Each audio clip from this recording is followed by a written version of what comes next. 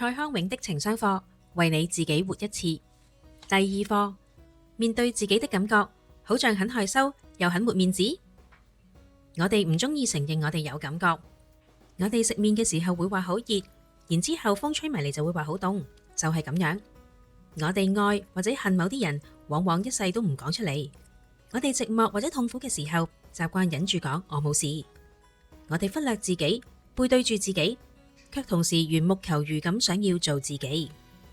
之前有一位老闆創咗一個無人商店，當時無人商店仲係好罕見嘅，引嚟好多報道。有位記者依照慣例喺街上面攔住一位大媽，問佢對無人商店嘅感想。無人商店，店裏邊都冇人，咁咪要執笠咯？呢位大媽係咁講嘅。哦，呢位太太係冇人喺店裏面工作，而唔係冇客人啊。吓，店裏面冇請人工作，咁呢個店咪節省咗好多成本咯？啲嘢係咪比人平好多噶？呢個唔係呢間店嘅重點喎。呢位太太，重點係呢個係一個新改變嚟噶。呢個世界上面咁多改變，有一啲改變我就要有感想，咁我咪好忙，我諗唔到感想喎。呢個大媽係咁講噶。咁大嘅改變你都冇感想？呢個記者係咁講嘅。大嘅改變如果唔係令到我更加幸福嘅話，我就冇感想噶啦。再細嘅改變如果令到我變得幸福，咁就當然有感想啦。咁又真啊，呢個世界上面其實每分每秒都有改變，大部分唔會令到我哋更加幸福，亦唔會令到我哋有啲乜嘢大感想。倒係一啲小改變，如果發生咗，雖然唔會有記者嚟報道，亦都冇辦法發行股票上市，但同嗰啲世界上值得報道嘅大改變唔同。一個小小嘅改變係會令你嘅幸福改變噶。我喺節目入邊訪問過好多聖賢豪傑，言語不肖，大家都各有願望，唯有一事係相通噶，大家都想做自己。包括正喺度睇緊呢本書嘅你，長恨此身非我有，呢個係我哋最大嘅痛苦。此身如果能夠係我有，咁就最好啦。但我係邊個呢？我就係我所有嘅感覺啦。有唔少科幻嘅故事都講過咁樣嘅案例。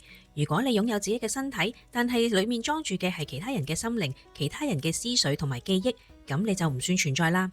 相反，如果你嘅感覺同思緒被保存喺飯鍋裏面，再用一堆液體同線路，讓你嘅感覺同思路繼續活躍，你就會相信自己仍然存在。哲學家幽默曾經講過呢件事㗎，所有嘅感覺來來去去，永無休止。當呢啲感覺好似各色絲線被束成一束咁樣，咁嗰束嘅感覺就係嗰一秒我哋能夠感知嘅自己。而情緒個水字就係一絲一絲嘅線啦。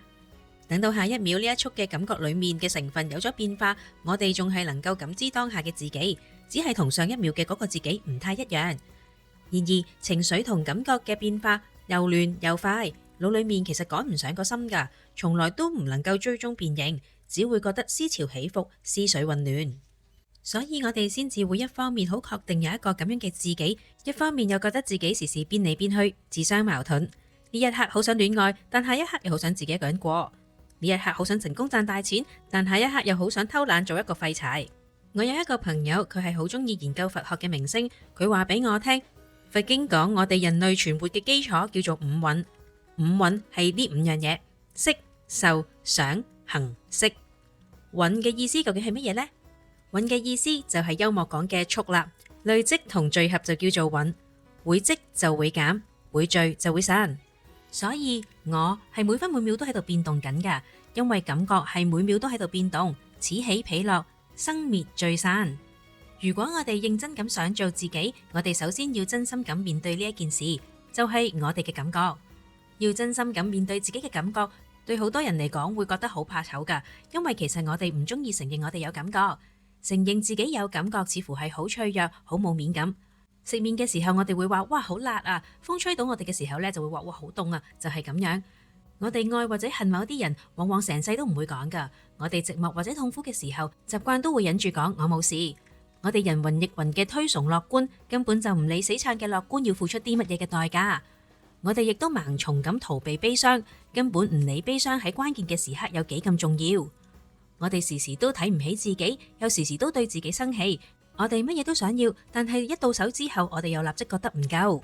咁樣嘅我哋對自己嘅各種感覺習慣唔觀察、唔面對、唔拿捏、唔安置，我哋忽略咗自己，背對住自己，卻同時緣木求魚咁想要做自己。咁就好似係一邊食宵夜，一邊將減肥嘅計劃一腳踢落去個甩頭，用毛巾冚住咁，卻幻想住自己可以有人魚線同馬甲線。如果我哋開始學住面對我哋嘅感覺，就能夠恰當咁拿捏我哋嘅感覺，我哋嘅內心一定會開始一步接一步咁改變㗎。咁樣嘅改變，新聞從來都唔會報道，路人亦都唔會圍觀。但係之前記者攔住嘅嗰位大媽，應該會豎起手指咁話：呢一個改變先係了不起啊！因為改下改下，咁就會變幸福噶啦。